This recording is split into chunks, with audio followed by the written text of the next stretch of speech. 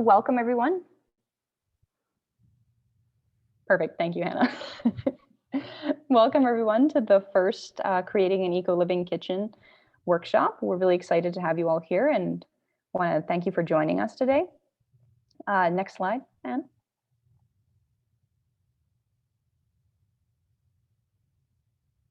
So quick overview of what we're going to do today. We're going to do an introduction so you get to know us, we get to know you, and you sort of know what we're going to tackle today. We're going to talk about the purpose of meal planning, why this is what we're focusing on. We're going to give you some waste reduction tips to help you make a meal plan that is ecologically friendly and sustainable and better for our planet. And then we're going to look at meal planning in action, featuring one of our project members who couldn't make it here today. We're going to have a quick activity, and then we're going to have discussion questions at the end and a conclusion. But we really encourage you to engage throughout the whole process, not just in the discussion portion. Please feel free to ask questions at any time or, talk amongst yourselves in the chat. That's all excellent. Next slide, Anne. Perfect. I don't even need to tell Anne, she's on my wavelength. Awesome. So I'd like to acknowledge that some of us are coming to you today from the traditional and unceded territory of the Lheidli, and that's here in Prince George. I'd encourage you, if you're somewhere else, to put the territory that you're on into the chat. If you don't know which one you're on or whose land you're on, please look it up at nativeland.ca, and that's a really great way of finding out where we're currently residing on Indigenous lands. Awesome, thanks, Shauna. Shauna just dropped the link into the chat. So let's get into who we are. ELK is a Prince George-based project and initiative that's funded through the Co-Creating a Sustainable BC project, which is run through the Fraser Basin Council. And we're a group of youth who've come together to try and tackle kitchen waste and issues of sustainability in the kitchen within Prince George. But one of the reasons, as I mentioned, that we're recording this workshop is we want this information to be available for the wider North as well. So the team includes myself. My name is Helga. I use they, them pronouns sometimes and other pronouns some other times. I'm a student at UNBC currently in forestry and wildlands conservation, and sustainability and environmental stuff is kind of my passion, and that's what led me here. So the team will go through and we'll introduce ourselves. I'll get Shauna to go next. Yeah, so hi everyone, I'm Shauna. I use she, her pronouns. I'm also a student at UNBC, but I'm in environmental and sustainability studies, and similar to Helga, I'm pretty passionate about all things sustainability and trying to be a bit more environmentally friendly in all that we do. Thanks. And I'll pass it to Hannah. Hi everyone, I'm Hannah. I also use she, her pronouns, and I also go to UNBC. And I'm doing a degree also with Shauna in environmental and sustainability studies. And I'm here because I really like the idea of focusing on the environment and sustainability at the local level. And I think it's important to target that because I think sometimes it can be forgotten or kind of put to the wayside as opposed to other levels of government or access. So yeah. And we'll go to Anne. Hey guys, I'm Anne, and I also use she and her pronouns. I'm also a student at UNBC in the Natural Resources and Environmental Science program, and I'm also super passionate about the environment and meeting a bunch of talented young folks as well to try to, make the world a better place. So.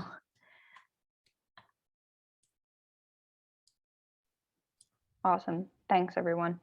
So in terms of the workshop, we're going to be sort of providing information, delivering information, some skills and tricks and tips, but we're by no means experts.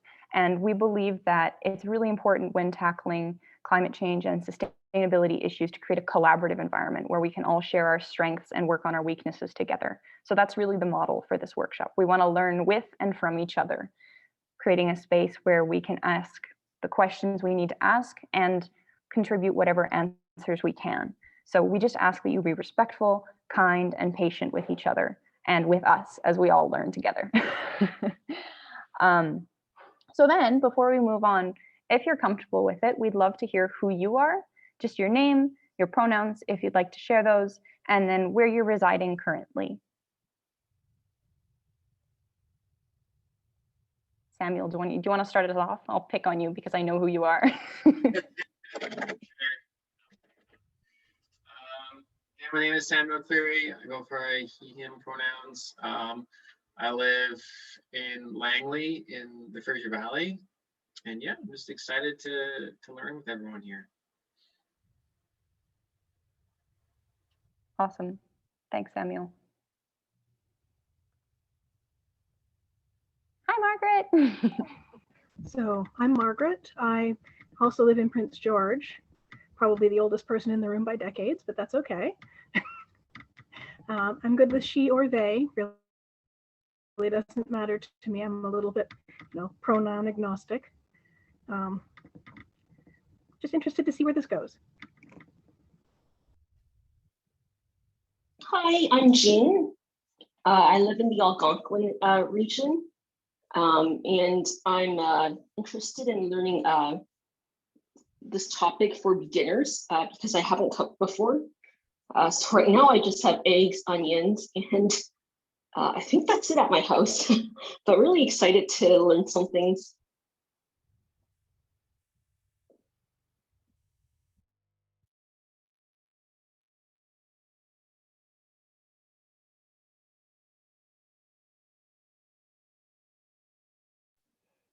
Awesome. Well, welcome everyone. We're excited to have you. Let's go right into it. All right, so when we're talking about waste prevention, the kitchen is a really tough place. The kitchen contains a lot of consumables. It contains a lot of the stuff we buy for our life every day, and those things come with a lot of packaging. So it produces a huge diversity of waste. We have appliances, we have wrapping, we have inorganic and organic waste in the kitchen. And that has actually increased dramatically since the start of the pandemic. It's always been a problem, but it's been found that Canadians have been producing 13.5% more organic waste alone since this pandemic started. And that's because we've been spending a lot more time in our kitchens at home. And we've sort of been forced to cook at home, to take our takeout home and do all of those kinds of things. And one of the ways that we can really tackle that waste is by creating detailed plans that allow us to look at what we're buying, why we're buying it, and when we're going to use it by. We've seen in Prince George especially, but across Canada, some of the challenges that COVID has given us in terms of food and waste. I mentioned takeout already. In Prince George, we've had a tough time because the local food kitchens have been forced to also go to takeout, and there isn't always a proper way of disposal for the folks who have to use those resources. For ourselves, who are lucky enough to have homes, we also are doing takeout a lot more because we can't eat out. And so we're left with all those containers, and that's a ton of plastics. I don't know about anyone else, but there is no option often to refuse cutlery, and people will even give it to you if you ask not to have it. And so it's really tough to keep those plastics down. One of the first things to go, as we saw at the beginning of the pandemic, was things like bringing your own reusable bags to the grocery store, or bringing your own reusable mug to a coffee shop. And those are really easy day-to-day things for everyone to do, and we've kind of been robbed of those. So by tackling things that we can do at home in the kitchen, ELK is hoping to kind of provide a way for people to build skills in sustainability that are really current, but also will last beyond this current situation. So we're going to look at ways that we can reduce waste. Oh, thank you, Anne. But it's important to know before we meal plan what we're likely to waste most. So by far, that's things that are highly perishable, like fruits and vegetables. And then that's followed up by white meats, like chicken. And it is estimated by researchers that approximately 50% of all fruits and vegetables that are purchased are thrown away. And that's really troubling because we also know that fruits and vegetables are some of the best things we can eat to help the planet because they have a lower carbon cost in terms of production and transportation than a lot of meats do. So why does it matter that organic waste is thrown away? Well, we know that if plastics or packaging are not recycled, they go to the landfill. But organic wastes biodegrade even if they go to the landfill. And that's true to some extent, but the process of biodegrading within a landfill is really different from in a compost or in an open area, because waste in a landfill is highly compressed and there's a lack of oxygen, which creates an anaerobic environment. The only creatures and bacteria that can survive in that environment actually produce methane instead of carbon dioxide when they're degrading those organic products. And methane is thought to be approximately 7 times more dangerous to the environment than carbon dioxide because it can heat to a much greater extent, even though it's less, it lasts for less time in the atmosphere. So we really want to try and keep that kind of organic waste out of the landfill. Next slide, Anne. So meal planning is a really handy way for us to go about this because it helps us to see what we need exactly. A lot of the food that gets wasted because it goes past its due date or it's in the fridge too long and we can no longer eat it. So by carefully planning our meals, we can reduce the amount of food that we neglect or the amount of food that we forget to consume. It can help save money. If you know before you go into the grocery store exactly what you're going to buy and exactly what you need, then it's a lot harder to say, oh, I'm going to grab this and that, and maybe I need some of those. A meal plan is really like a plan of attack for the grocery store, and it can make shopping efficient and easy. One of the things that it can be useful to do as well is that it can help you to track the kind of food you consume and how much of it. So we're encouraged more and more to eat more plant-based and to at least have plants for the majority of our meals or plant proteins during the week. Meal planning can help you do that. It can say, okay, I'm going to have meat as a protein on Wednesday and Friday, and the rest of the meals I'm going to plan to be vegetarian, right? So it can be helpful for those kinds of things. When you want to reduce cost, that's also really easy. If you're planning meals and you look at what's costing you most in those meals, meal planning is like a perfect little guidebook to follow through and look at which ingredients are costing you the most so you can plan differently. And it's really versatile. It looks different for everyone. So when I meal plan, I make a list of the meals I want to eat, not necessarily day by day, but just in a week. And then I create my shopping list from there. But we're going to see a specific method later on as to how to go about this.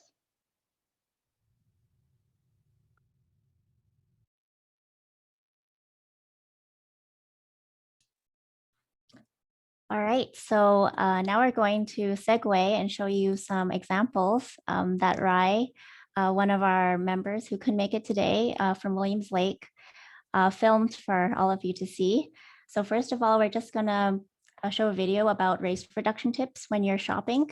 So I'm gonna play it right now. Hopefully you can hear it. Hi, I'm Rai from Eco Living Kitchen, and today you'll be joining me on a quick and hopefully educational trip down to my local farmers market. Right now I'm here at Laketown Furnishings in Williams Lake, one of Williams Lake's green businesses. Just a quick shout out that they have the proper storage containers and kitchen products that can help extend the life of food. And they've also got some of these really cool to-go bottles, which I recommend picking up if you don't have one already. Today I'd like to talk about how we can cut down waste in the kitchen, starting before food even enters the home. The average Canadian household loses hundreds of dollars a year in food waste. Effective planning can help mitigate this in your home. When you set off to the grocery store, make sure you're equipped with a reusable bag. I know it's cliche at this point, but it's time for us to outgrow the use of one-time plastics as a society. Save money and valuable time by bringing a reusable bag. Don't worry if it's already too late and you forgot. There are boxes at most grocery stores which can help solve this problem. Remember to recycle, and if you wish, you can use unmarked cardboard in the compost.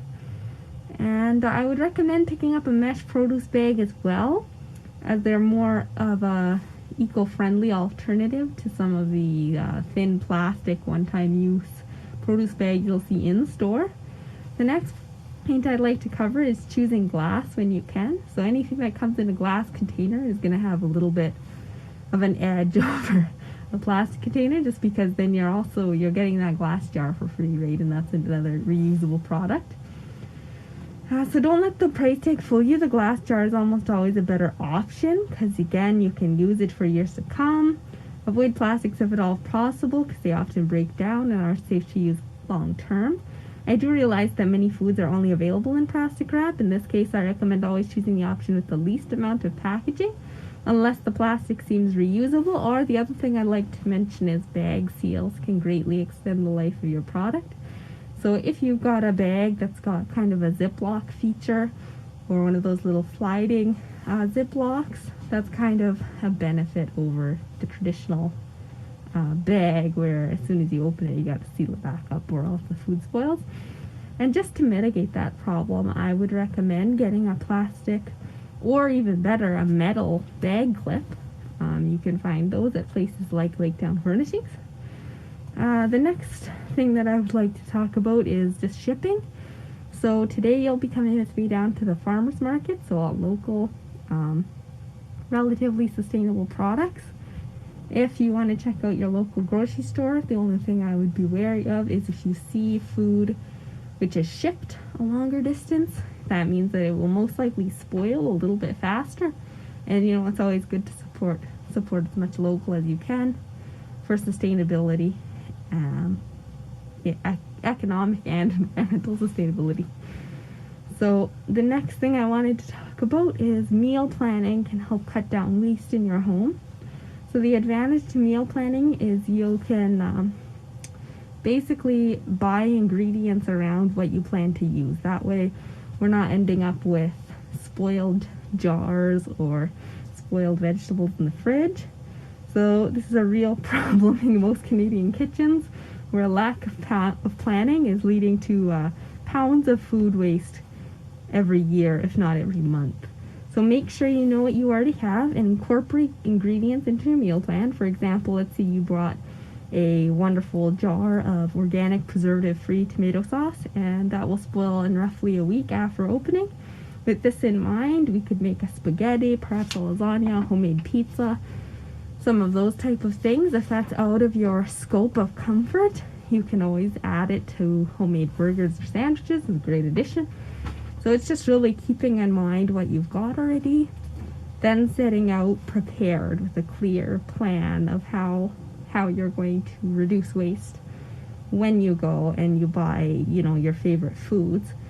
First of all, what are the options of the packaging that it comes in? And then secondly, how can you plan your meal plan for that week around some of the ingredients that you've bought? So thank you so much for joining me, and I'll see you guys at the farmers market. Hi, I'm Rye from Eco Living Kitchen, and today... All right, and we're going to move on to the next video where Rye visits the farmers market. Hi, I'm Rye. Hi, and thank you for joining me here at my local farmers market in Williams Lake. If you have a chance, I always recommend shopping at the farmers market to support local artisans, as well as enjoying fresh food and often more sustainable packaging. If you live somewhere without a farmers market, don't worry, the grocery stores have lots of good options as well if you're looking for ways to reduce waste. Of course, it's a little bit more difficult to meal plan when you never know what the farmers market might be out of stock in. However, if you're comfortable with making a plan on the go, the farmers market is a great way to shop more sustainably, keep food local, and support local business. Thank you for joining me here today, and hopefully you found these shopping tips helpful. Just have a look. It's really inspiring how many folks have showed up here today to enjoy the local farmers market, get some fresh food, support local business. All right, thank you very much.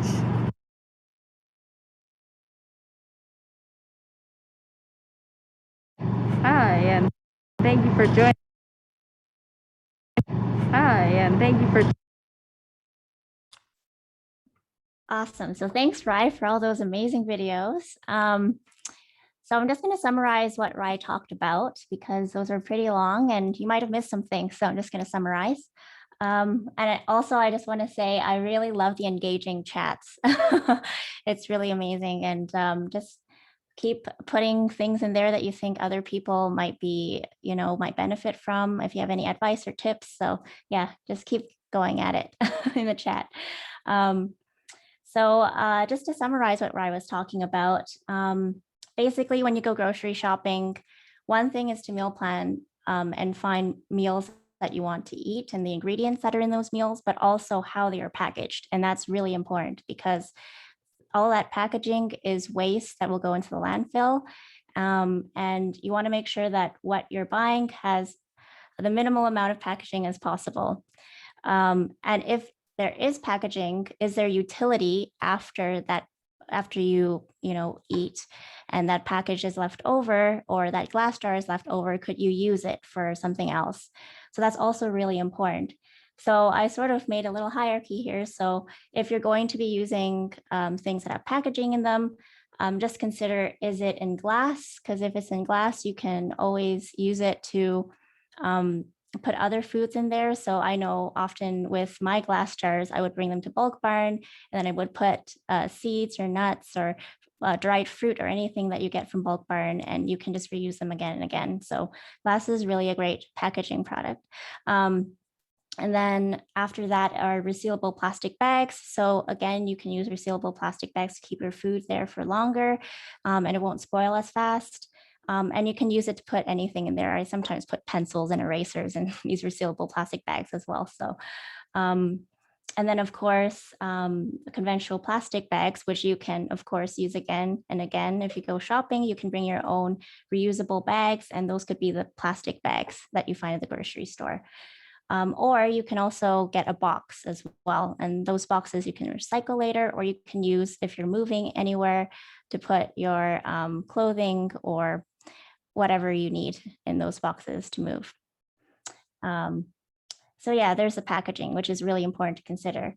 And then another thing is consider the ingredients that you want to use when you're meal planning and make a list. And so Rye will talk about that in the next video. So I'll show you that later on how to do that. And also in the last video where Rye was visiting the farmer's market, it's also really important to buy local. Not only are you supporting your local farmers, but you're also ensuring that the food doesn't travel as long to get there, which means that it won't spoil as fast. And also you're reducing the carbon footprint from things that are flying or using other types of fuel transport to get there. So yeah, are there any questions so far from those two videos? You can put in the chat if you want, or you can just raise your hand. If not, I'll show the next video, which goes into the meal planning part.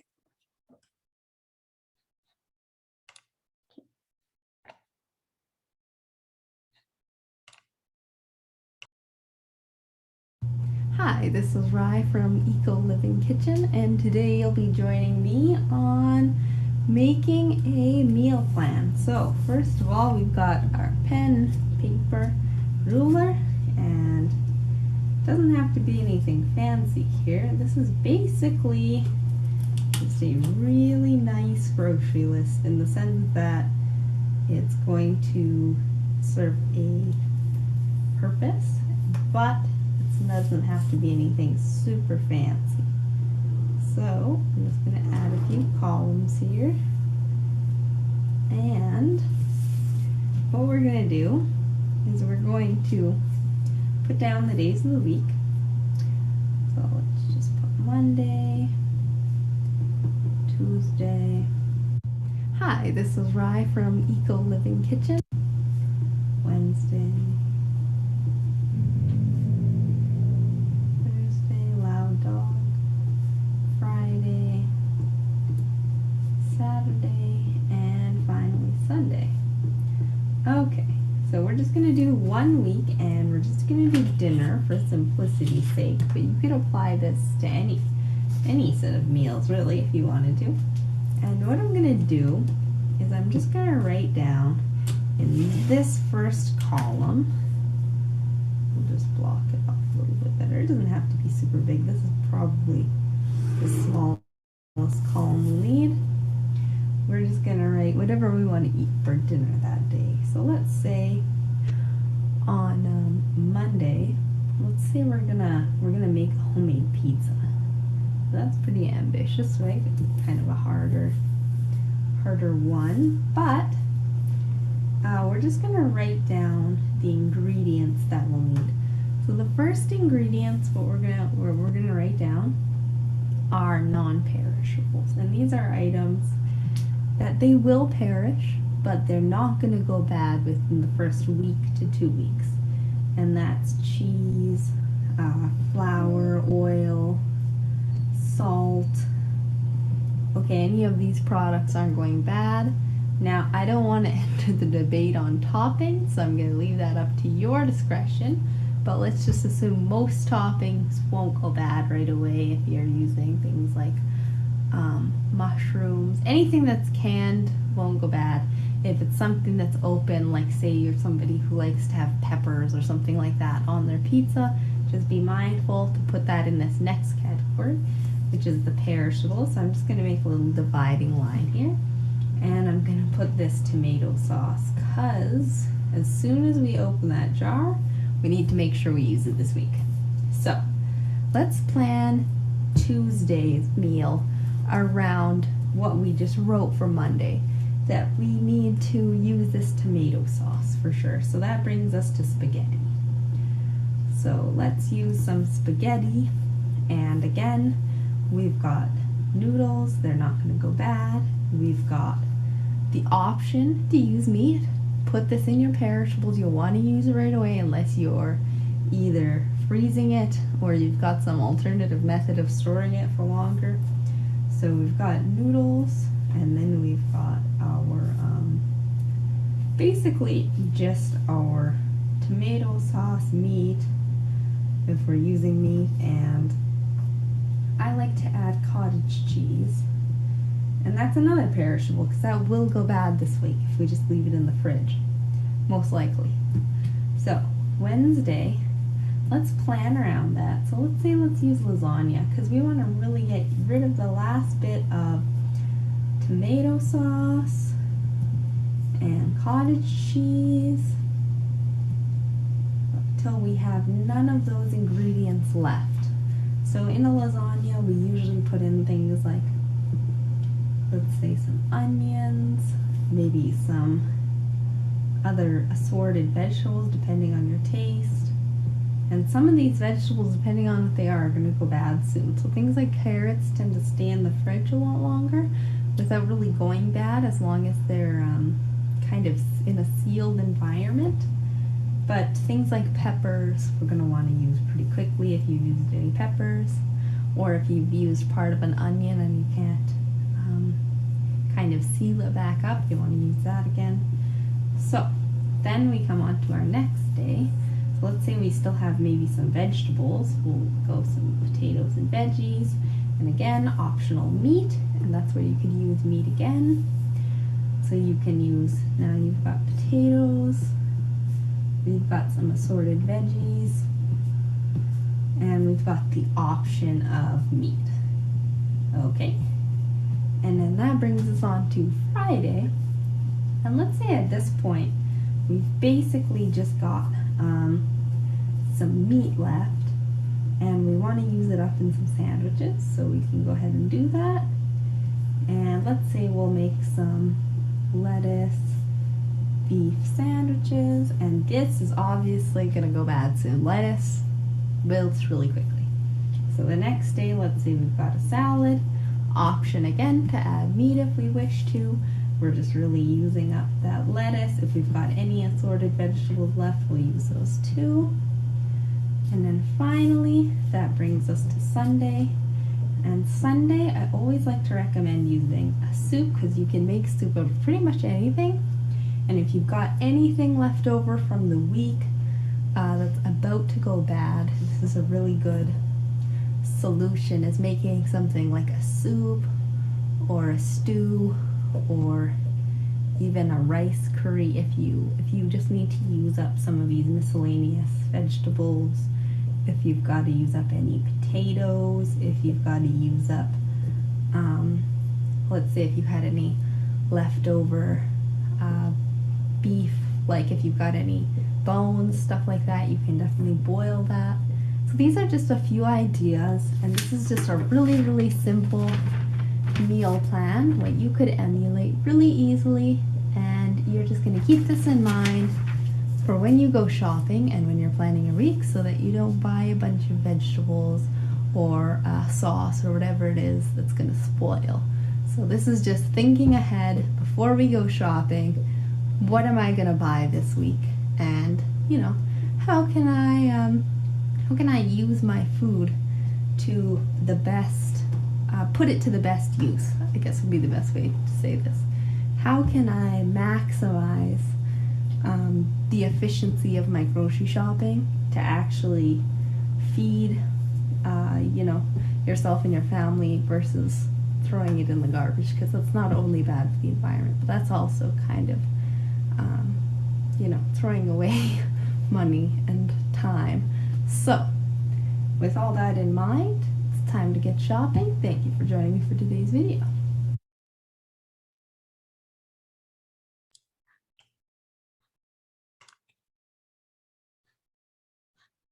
So thanks again, Rai, for that awesome video on how to meal plan. This is perfect because I can just cut this out, put in my fridge. This is already one meal that I don't have to worry about. So this is a great example of how to meal plan. And just to summarize, you don't really need anything fancy to meal plan. You can just have a pen, paper, and a ruler, as Rai did. Or you can use a planner or calendar, whatever works for you. As Helga said, it's different for everyone. But it's really great to be able to organize your meals so that you're able to plan and you don't stress about your next meal, and you make sure that you're eating nutritious foods and you're not wasting food. What's really important about this is to make sure you also separate your perishables and non-perishables, as Rai mentioned, because of course you should use your perishables right away. So whenever you're making a meal plan list, try to consider what is going to perish faster and what can last longer. So then you can plan your meals around that. And then of course, another great tip is ending the week with a soup or a stew with all the other vegetables or produce that you're not using. It's very, very easy to make a stew with anything, absolutely anything. Don't do what I did though, because I had some pears that were going bad and they were spoiling. And guess what? I thought, oh, you know, I can make a soup out of everything. And I made a pear soup, and it was not very appealing, to say the least. So just sort of make sure that you make sure that it's edible, of course, but for yourself. But a lot of vegetables are safe to be put in soups or curries. And I see in the chat there that there's a lot of other ideas as well. You can also do a stir fry as well. That's pretty safe. So yeah, that's the meal planning demonstration that we have. And for our next activity, Shauna's going to take over and we're going to make you guys make a meal plan. So Shauna, take it away. Yeah, so as Anne said, we're actually going to now put you all, maybe not to the test, but we're going to try and see what we can make up together out of the ingredients shown on the screen in a meal plan. So we can, for different folks, this could look a bit different. For people like me, you could be making one meal and just making a bunch of it for the whole week as your meal plan. For others, you might like a little bit more diversity throughout the week. So that's why we have quite a variety. So on the screen here, you'll see potatoes, black beans, lentils, carrots, canned tomatoes, onions, pasta, corn, and eggs. So feel free to jump in if you have any ideas of what meal you could make out of these ingredients. It doesn't have to be all of them at once, but a few of them. I'm just going to jump in here, Shauna, and let folks know that while these are your ingredients, you have unlimited sauces and seasonings. So we're all for seasoning your food, and it's a really important step that can make even, you know, the same 5 ingredients in 5 different meals make all the difference if they're all seasoned differently. So you have whatever cupboard of seasonings you desire in this case. Thanks, Helga.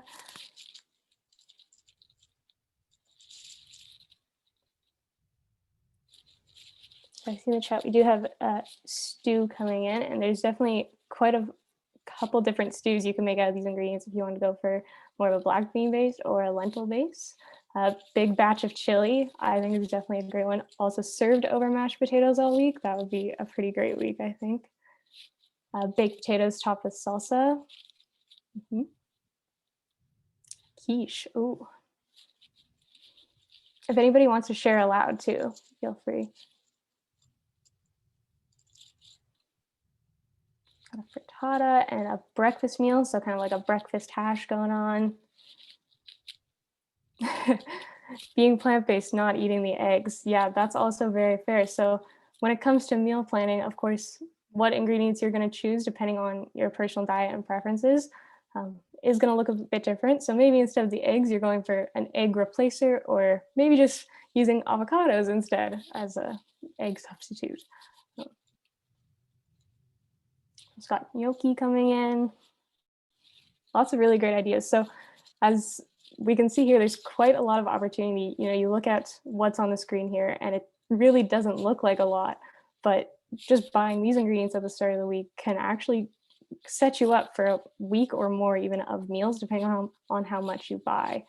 And in looking at this as well, that's also going to save you a lot of money. If you're going into the grocery store thinking, okay, I'm just going to buy these like 5 to 10 items and that's going to be it for the week. Compared to like a whole shopping cart full of food, you're going to save quite a bit of money doing that. And also, yeah, using the chia or flax instead of eggs. Any other ideas for meals?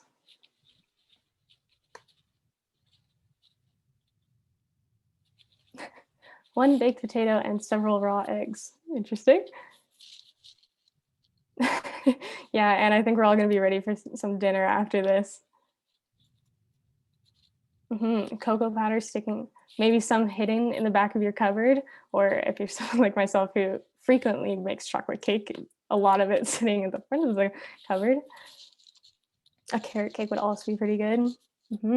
So yeah, even depending on what you have in your cupboard or the additional pieces that you want to buy, this kind of base of ingredients can range you from breakfast through dessert at the end of the night. So really quite the variety that's available. Curried carrot and lentil soup. That sounds really good too. Perhaps we'll have to start making a community cookbook with all the meals we come up with from this. Sometimes if you make too much of a stew or a soup, even if it's a curry, it can be nice to boil up some pasta the next day and use it as a pasta sauce. I've done that a couple times.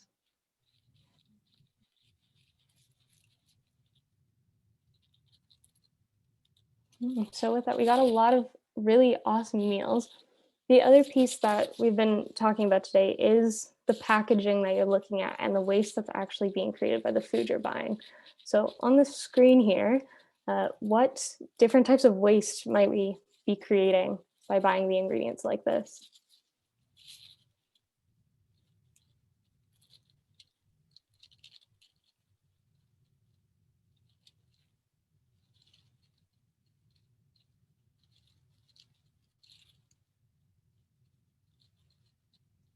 Thoughts? I would really like that burlap sack from those potatoes to use around my garden. So maybe a waste, but also maybe a really handy thing that I could have to store my own potatoes in eventually. So actually looking at how we can then reuse the items or the packaging that we're purchasing instead of just throwing them right in the garbage. And yeah, so Margaret put in the chat here as well, we got the onion bags, eggshells, cardboard boxes, and egg crate. We got plastic, and potato peels can go to the compost. Yeah, so there's, I guess we're kind of pointing out two different types of waste that's occurring from this. The external packaging that these items are coming in, and then also the waste that's just kind of the byproduct of the food if you're not eating the entire piece of it. So with that, we've already got potato peels going to the compost. What other ways could we be reducing the waste that's being created from this? Talking about peels, I think for some foods, you can just wash the exterior and just eat it with the peel. And actually, it turns out to be very nutritious. So, but of course, you have to wash very thoroughly. And if there's a lot of dirt, then yeah, you probably have to peel it. Or if it's spoiled, then you have to cut it. But yeah, I sometimes do that with some of my vegetables, is that I just scrub them really hard and wash them and just eat it like that. So.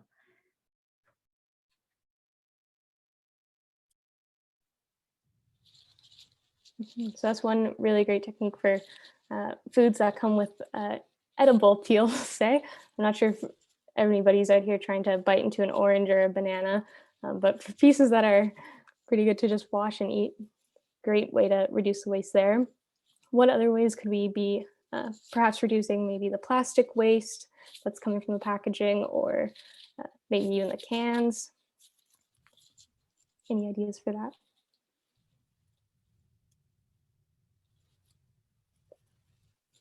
Buying loose carrots and onions as opposed to getting the bags. Yeah, so it's a really great option, is to just buying them off the shelf, or if you're going to the farmer's market, just picking them up there as well is even better, to buy them local. And you can bring if you have your own reusable produce bags, you can use those, or my preference even is just to throw them in the cart that I'm using and just wash them when I get home. So you don't even need that additional bag. And that's a really great one from Judy, is using the web bag from the onions to make a scrubber or netting for the dryer exhaust outside the house. That's a really awesome way to reuse that waste and make use of something that could have just ended up in the landfill. You also have making candy from the peel oranges, or shaving out the peel from the pith and making flavored salt.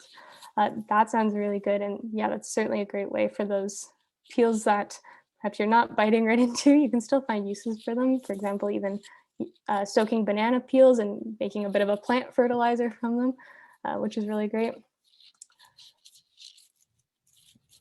Also have, same with other citrus, bunch of lemon salt right now. Speaking of lemon salt, that sounds something that might be right up Hannah's alley as somebody who loves lemon and loves salt. So lots of different things, and depending on what your tastes are or what different items you're looking to make use of around the house, there's definitely a lot of great ways that you can reduce the waste that you could just not think twice about and throw in the garbage. And the crafting, I think, is also a really great idea. I know it's something we've definitely gotten into in our home, is making crafts out of things and seeing what you can make out of them. Also for the plants, using eggshells to help tomatoes grow and keeping slugs away.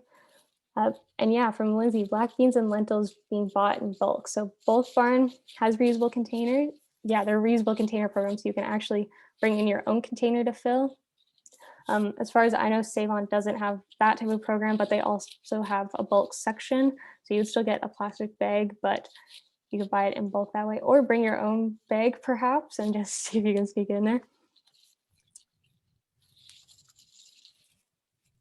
So I always find there are never enough tins to separate all the nuts and bolts and screws that you need in like your garage. And so tins can be fantastic for that purpose, or even paintbrushes, that kind of thing. I like the crafting suggestions, but sometimes it's nice to just have containers that also can get a little bit beat up. So yeah, preserving tin cans, although they're not too bad because they can be recycled almost infinitely as opposed to some plastics. Yeah, any other, I guess, in looking at this, is there any fears that people have in looking at this, or particular challenges that you think you would personally face in looking at such a small collection of goods and kind of thinking, okay, how long can this last me? How do I create as little waste as possible from these items? Or are folks feeling like you can take it on now? You're ready to, face the grocery store. You can make your meals and meal plan. How's that feeling for folks? Also, in our second workshop, we'll be talking specifically about how you can, reduce, reuse, and recycle your waste. So if you want, you can tune into that one. We'll go in specifically on how to use all that waste. Thanks, Anne, for that. And yeah, Helga just got scared when I don't have seasonings. I'm sure that's a pretty scary situation to be in, is bland food.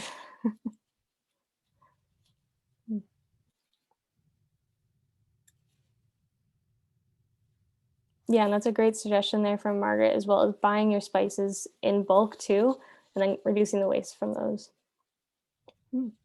Great. Well, thank you everybody for putting in your meal suggestions and for kind of discussing a bit of that waste. Next, we're going to jump into a bit more of a discussion. So pass that back to Anne. Hey guys, so yeah, that was very, very interesting conversation, and there's so many cool ideas. I think we really have to, take a screenshot of this chat and just share it with everyone because there's really some great ideas in here. So, um, but yeah, so just to jump into discussion questions. So we told you a little bit about how to meal plan. We gave an example, and so I guess we can talk a little bit about what are the benefits of meal planning that you think you have when you will meal plan now or in the future, if you're already doing it or not. So you can just put in the chat what benefits you've personally received from meal planning.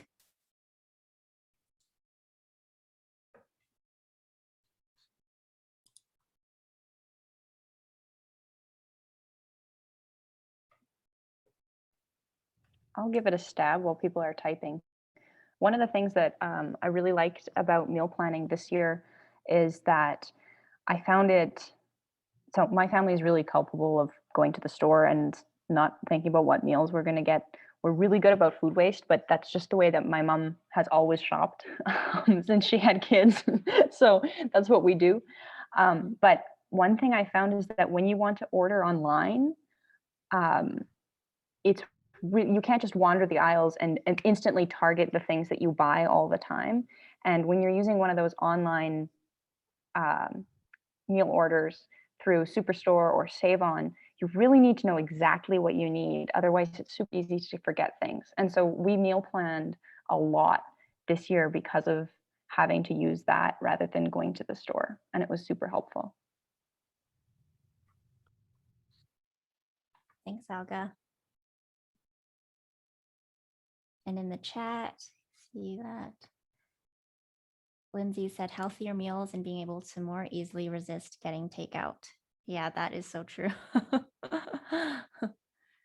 Shopping for sales, yep, or on impulse can make that trickier, Margaret says, for sure. Then you have to remember all plans can be adjusted. Yeah, and that's another thing about meal planning is that sometimes when you meal plan, things don't always go according to plan, but I think that's also another benefit is you can get really creative, right?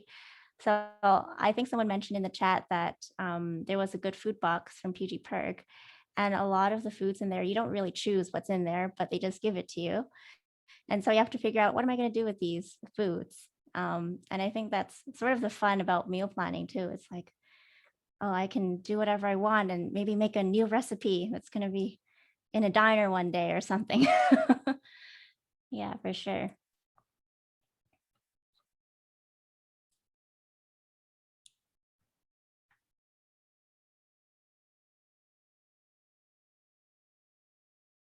Yeah.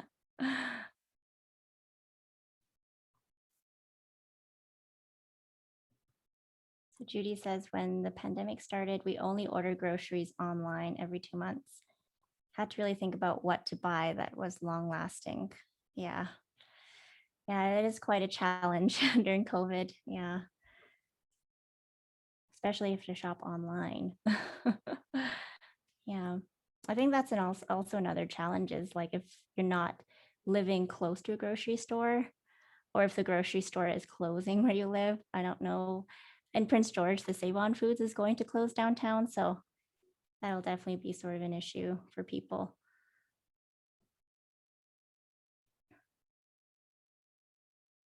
Mm-hmm.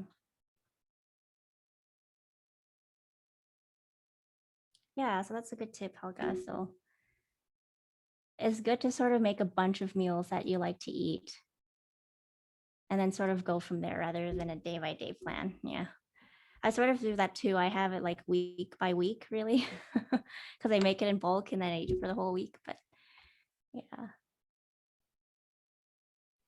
I'm Yep, always online. torn with Zoom between responding in the chat because it feels more inclusive of the people who are using the chat and responding with word. So I apologize if my texts are coming in late and then I jump on here.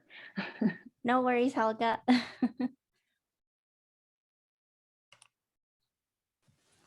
I definitely have to say it's what's coming across through all the chats here. It's just the flexibility. I think that's kind of everyone's touching on that a bit, but I think it's pretty nice how flexible it can be. Like you can plan for a week, or you can plan for 2 months, or you can plan based off what's already in your fridge. It's and everything, and there's so much flexibility in the recipes that you can make if you really look into it. Like it's kind of this whole world of meal planning, I guess, that's like extremely flexible for every person. So I think it's something that like really can apply to anyone. And I think people might think it's daunting because it's a lot of planning and a lot of organization, and especially if you're not used to grocery shopping like that. But I think it's just so flexible that it's not hard for anyone to kind of adopt into how they approach grocery shopping and cooking meals for themselves and their families. Yeah, that's a really good point, Hannah. And also sort of bringing people together. It's sort of nice too, instead of like going out to the restaurant or something, you can all come together as a family and cook together, learn how to cook. I remember in university, I was like, I don't know how to cook. And then, you know, you have to learn those skills, and then it gets really fun when you like cook with a bunch of roommates or with your family. And yeah, it's really nice to know what's in your food for sure as well. So yeah, we can go to the next question then if there's nothing else. Oh, Judy said, yeah, the grocery place is 15 miles. Wow, that's really far.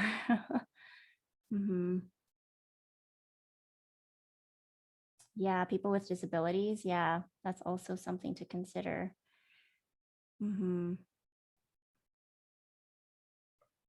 Yeah, so not a lot of people have the luxury of going shopping every single day.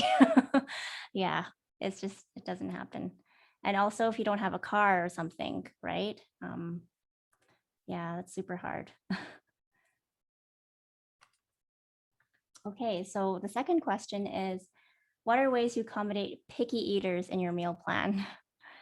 So I don't know if like you live with somebody who's a vegan and then you're a meat eater, and or somebody doesn't like tomatoes and somebody does. So how are ways you guys accommodate that?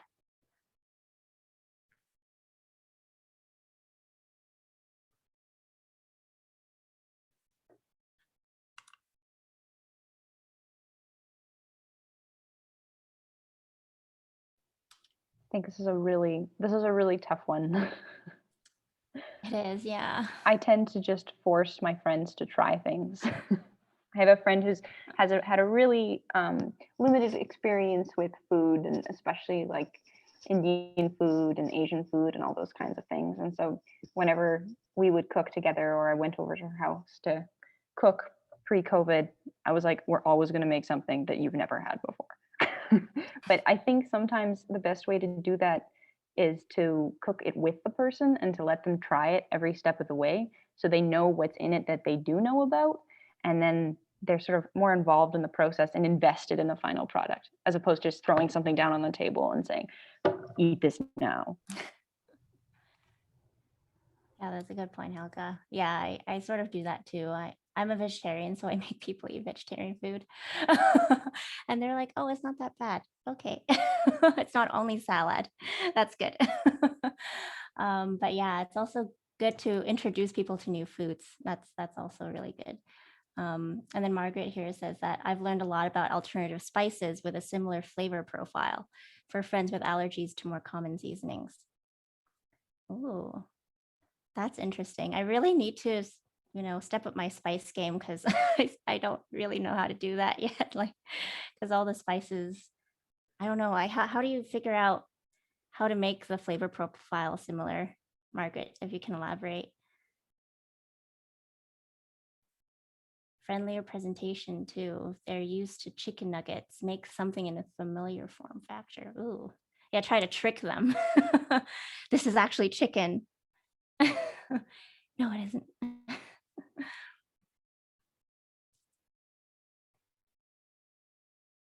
Yeah, but that's true. You can actually make things look very much like chicken nuggets, but they're just as yummy. I don't know what you can work on.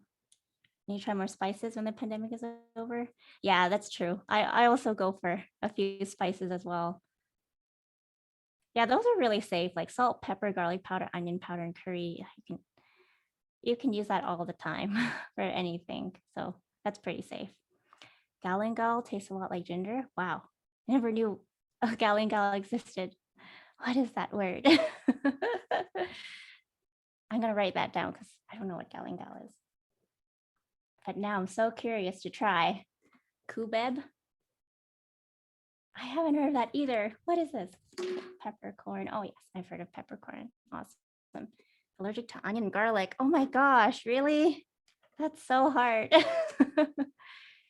Man, I can't imagine being allergic to onion and garlic. Kubeb is called long pepper. Really? So RB asked, who do you think are the biggest food wasters? Youth, seniors, families with children? What should the government or people do to make it better? Huh, interesting. Anyone want to tackle that question? I would say that food services or restaurants and cafes or supermarkets, because I read that like 40% of food goes to waste. I do know of there's a new app. I don't know. Yeah, it is international, I think. It's called Too Good to Go. And basically like restaurants, bakeries, and shops, when it's like closer to the last hour or two of business for the day, when they have leftover food, they put it in their app, and then you can pull up a map in your city to see like what's near you, and you can buy the food at like a third or a quarter of their cost. So say it's a big bag of groceries, you can buy it for like $3.99, $4.99, $5.99 or whatever.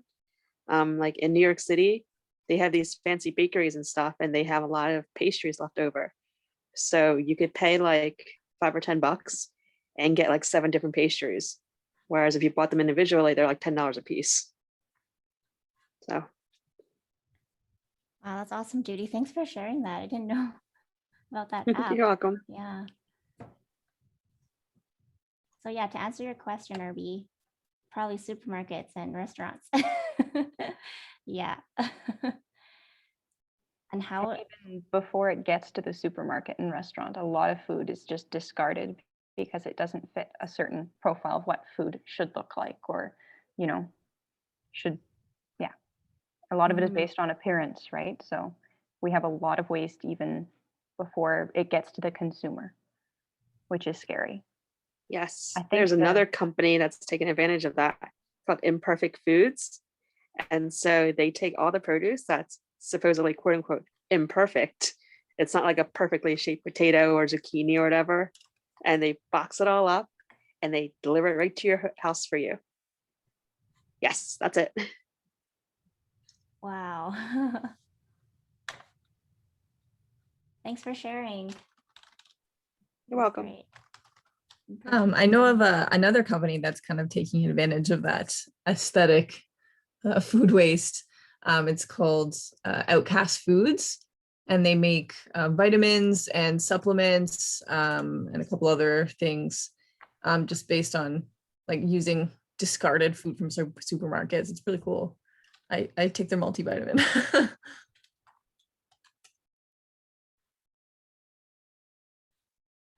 Yeah, that's great. Thanks for sharing, Lindsay.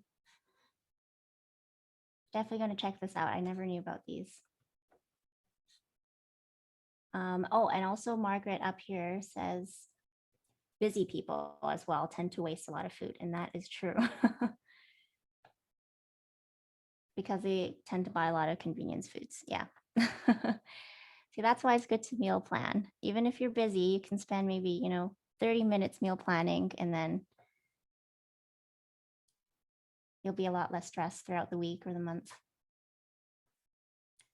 Yeah, that's true. Yeah. And that's why it's so important to have a lot of recycling bins and other appropriate waste bins, like very close to you, because people are intrinsically lazy. So they don't want to go out of their way to recycle things. They'll just put in the garbage. Suzanne says, our Salvation Army has a food greening program that includes a free food shelf. Oh, wow, that's awesome. Many of the sandwiches and salads are offered during their lunch program that all come from grocery stores. Hey, that is amazing. Why isn't it advertised? Or is it? Or yeah. Food greening program. Definitely have to Google this. There's a couple of places in my city that have these big yellow refrigerators, and it just says like, you take what you need, and then you could drop off stuff too. And then there's a couple of shelves next to it, so you can put some items in the fridge or leave some items on the shelves. And if you need something, then you take it, That's or you can awesome. donate.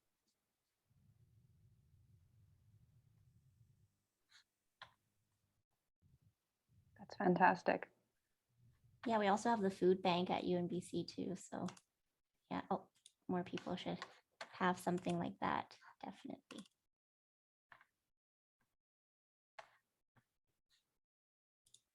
Okay.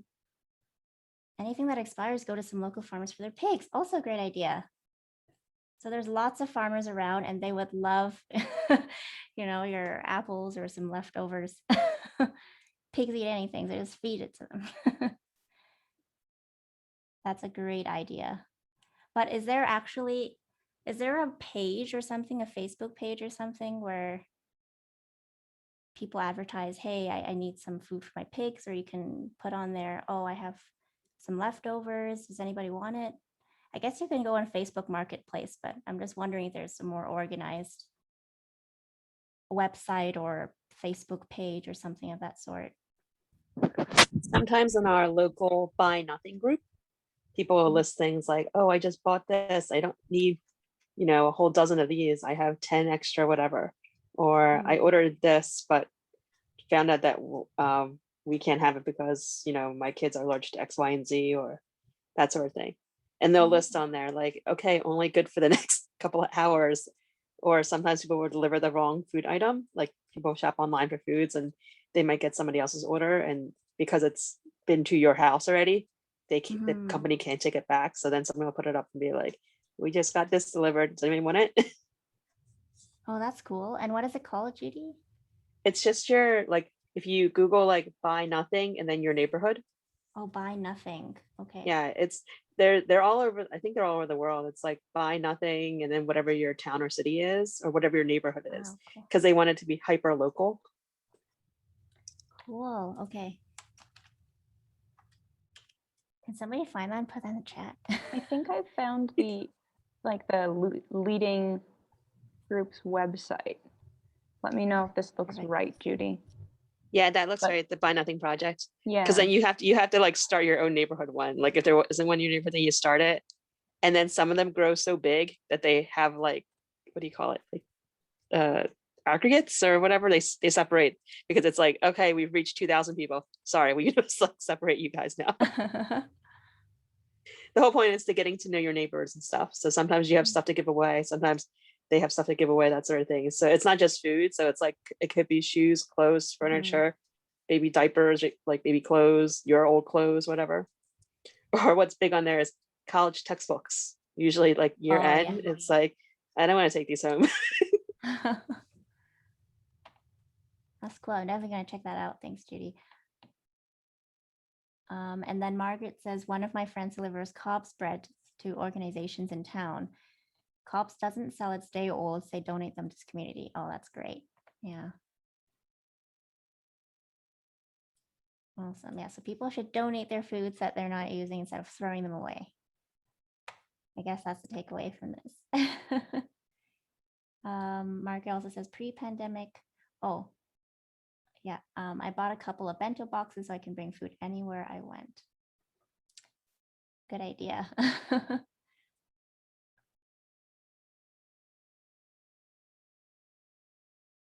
Okay.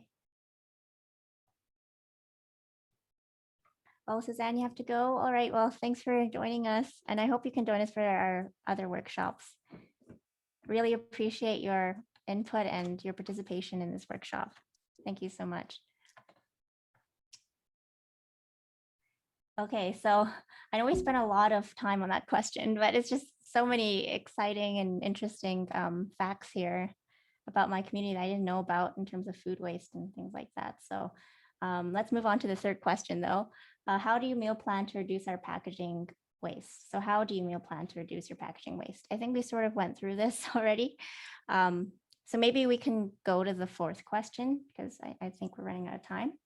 So what are some other challenges that make it hard to meal plan effectively in your life? I think some of us mentioned the distance to our grocery store. It's definitely a factor if you have a disability. There's distance, there's cost of the groceries, like Mm-hmm. inflation or whatever, everything is going up higher in prices. There's like, you can meal plan something, but then like if you don't communicate to the other people in your household and then they eat the ingredient that you needed for something. Oh yeah.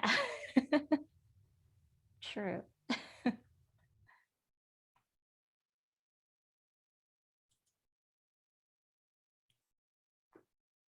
Any other challenges you guys encounter? Energy levels. Yeah. Totally. Yeah, COVID has really put a wrench in everybody's lives. Making it more difficult to shop. Yeah.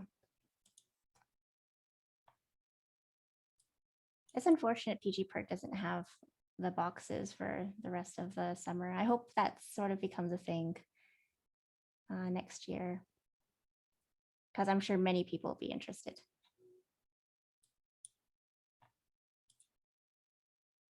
Okay, cool. So, yeah. Yeah, that's true. Yes. Helga, sorry.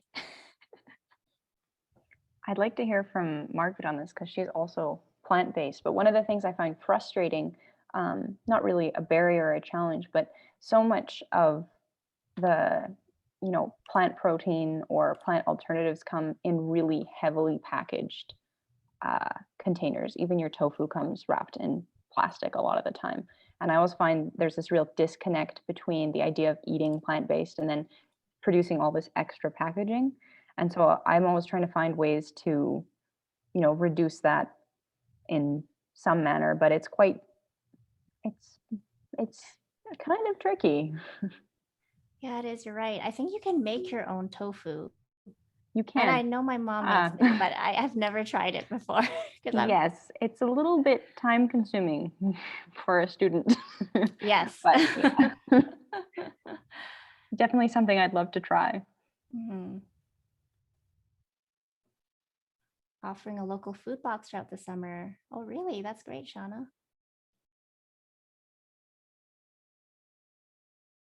Yeah, keep us posted on that because I would be interested in a box as well.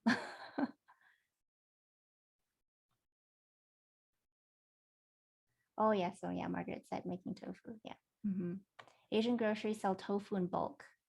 But yeah, unfortunately, we don't have an Asian grocery store, or do we? We have the Marquee, which is the international, but I don't think that he carries tofu in bulk. I think he only carries it in smaller packaging. But I might actually inquire to him because he's brought stuff in for me specifically before. That's a good idea, Margaret. Cool. All right, so we'll move on. Are we good? Any other challenges? Okay, so we're just going to zoom past here because we're almost to the end of our workshop. Thank you so much, guys, for participating. It's really amazing. I didn't expect so much input like this, and it's really great. We can go on forever and ever and talk, but yeah, unfortunately, it has to end sometime. So Helga is going to conclude. All right, well, I think we've done a pretty good job of concluding with that discussion in a lot of ways. I think everyone has a lot of skills and experience that they've really shared, and I know I've certainly learned a couple of things from today, which is super exciting. So just to sort of sum everything up, we know that meal planning is quick, or can be, and it can be quite flexible in reducing waste. It can be helpful for reducing both perishable waste and plastic waste or packaging waste. And meal plans can help you evaluate how much meat versus vegetable protein you're eating and whether you're relying on in-season produce. So it can tell you exactly what you're eating when. And when you need to avoid going to the store for long periods, as we've discussed, detailed meal planning can be really useful. Now, can also be a challenge. There are lots of spreadsheets and information available online, and we've got some of those links later on in this presentation that we can share with you guys. But I hope we've given you at least some of the information that will allow you to start asking questions, or, you know, differently formed questions than you would have previously to the internet or to other people. And I think what this workshop has really showed is that there are a lot of people with these skills, and it can be great to just get in contact with them and learn that way. We'd love it if you would share some of the things that you've taken away from this workshop with us. That would really help us in designing workshops for the future and improving on our skills and delivering them. So please feel free to share in the chat. You're a very vocal group, which is so nice for our first one. So thank you very much.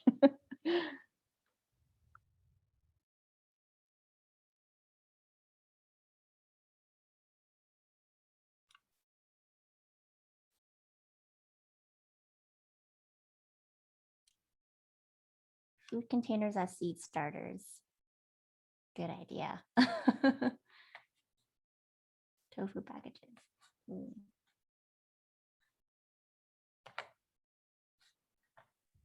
I need to read up and learn more about spices. Venture outside my salt, pepper, garlic, and onion powder. Me too. What works for you though, right? Like, if that's what makes you happy, then all the power to you. Yeah, I was trying to be like super minimalistic because, like I said, I literally haven't been to a grocery store since January 12th of 2020.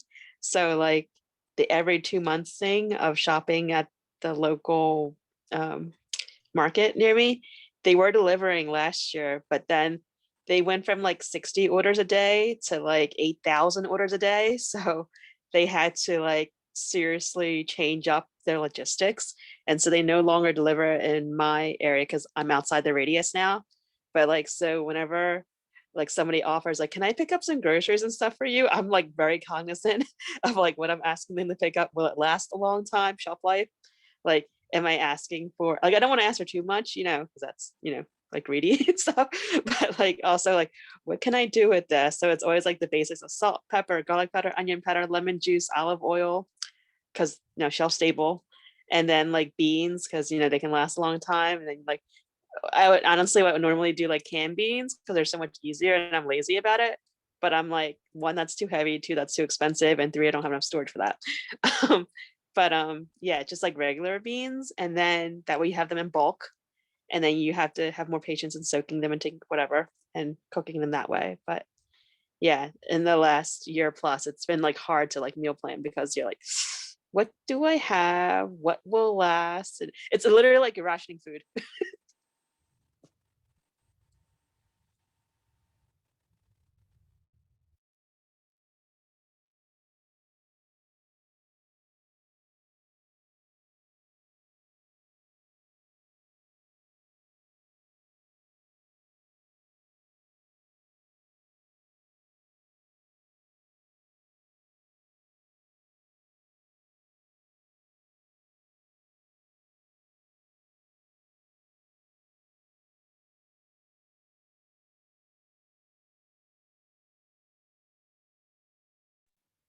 I also freeze as much as I possibly can. No matter what comes into the house, I'm like, can I freeze this? Some things yes, some things no. Yeah, those are really great tips. Freezing, preserving your food. Yeah. And Samuel said, I was surprised by the 50% of purchased fruits and veggies that are wasted and how composting at home is better than letting organics composting in landfills. Very true. Yeah.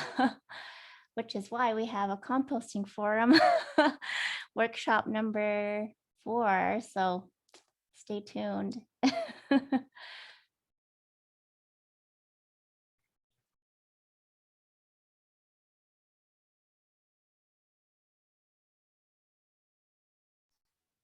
do regret not learning more about gardening. My grandmother was alive when I was little because she grew like pretty much like everything, like in the small patch of space that she had. Because where I'm living now, it's like I can possibly grow something, but then I also know that the squirrels and the squirrels, the cats, and the rabbits eat everything, and it's like, and I don't know how to, like they can. It was news to me. Apparently, squirrels chew through wires. which I did not know that could happen. Yeah, I know there's a whole bunch of critters that's, are after your your food that you spend so hard to just try to grow, and then they just eat it all. So yeah, that's definitely a problem here. But actually, speaking of that, there will be a guest speaker for the gardening workshop, and he'll talk a little bit about how to start your own outdoor garden. So that will be workshop 3. Sorry, I'm sort of plugging this in like an advertisement, but but I think it's really important that you guys know about that, so you can attend it and sort of learn from the experts. Tomato and pepper are sharing a pot in my living room. Yes, so you can actually grow it indoors as well. That is true.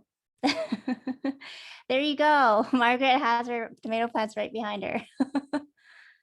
That's awesome. So Margaret, you should definitely give us some tips on how to do indoor gardening then. Yeah, I've never indoor gardened because I feel like whenever we try to have plants and stuff or anything with soil, those little but I don't know what kind of bugs they are, but they're like these little bugs like start, and I'm like, I don't want bugs in my house. Fungus nets. Yeah, totally. Or last year with all the rain, there was a bunch of slugs. So Whoa. that wasn't a good year for gardening, I think.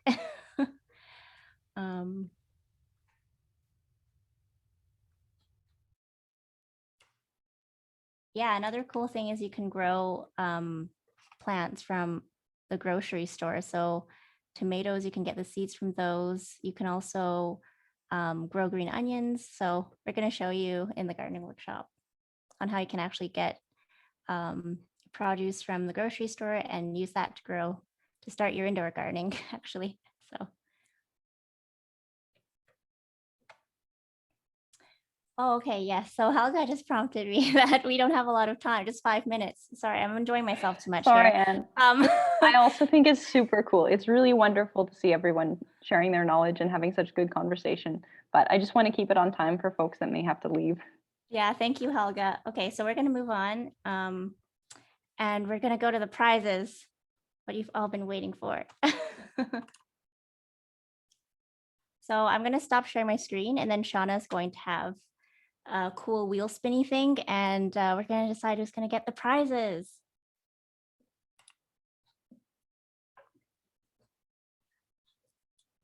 Okay, awesome. So we'll see how well this works for us today. But yeah, thank you everybody so much for joining us today. And as you saw on the slide there, we have 2 prizes, a reusable mesh produce bags, and if you're in Prince George, a PG per Good Store coupon or gift card, or if you're not within Prince George, a Save on Foods gift card. So I'm going to spin this, and hopefully this will work to see who wins. Which one are we spinning for first? It's all one prize together. Oh, okay, perfect. Yeah. And that is Rowan. So I believe that's RB on our call.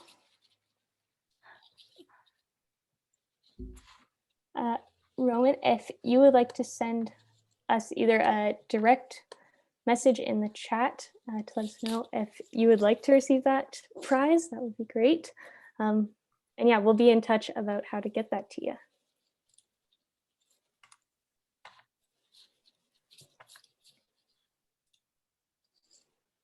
Okay, awesome. Congratulations on the winner. And the last thing we want to do, actually not the last thing, but these are just a bunch of interesting links that we thought you might be interested in that relates to the whole meal planning workshop. So feel free to check it out. Then I don't think you're sharing the PowerPoint right now, Anne. Oh, oops, sorry. It's okay. It happens. There's the interesting links. There they are. Yeah. And then Hannah's going to talk about the social media because she's our social media manager. And an awesome one at that. Yeah, so these are our handles for social media. I'm sure some of you have found us through there. So we'll be posting updates on future workshops and other kind of interesting facts about environmentalism and reducing waste in the kitchen. We also will be posting, some of the things that we talked about and learned here on there. So that's kind of like a summary, so that everyone gets to see what we talked about, and we get to share the information that we're learning here. And also you can email us at ecolivingkitchen@gmail.com if you have any questions or concerns or anything that you need. We will be able to answer, hopefully. And one last thing before we all go, we do also have a feedback survey. As this was our first workshop, we are hoping to hear what all of y'all thought about it and what you would like to see from us in the future, and so that we can plan for our upcoming ones even more as we move forward. So I'm popping a link to that in the chat here. It'd be great if you could all fill that out and let us know your thoughts. We'll also be sending this out in an email if you don't get a chance to grab it right now. So thanks. I'll pass that back to Helga for our just our final conclusion. All right, well, thank you all once again for joining us and for contributing so much. It's been fantastic. We'd love it if you stayed in touch through social media, through email. Let us know what you thought in the survey or contact us directly. And we look forward to seeing you on there or through another workshop. That's it. That's all I've got to say. This is fantastic. I didn't know it was your first one, so this is fantastic. Thanks, Judy. We really enjoyed the conversations with you and everyone. It was awesome.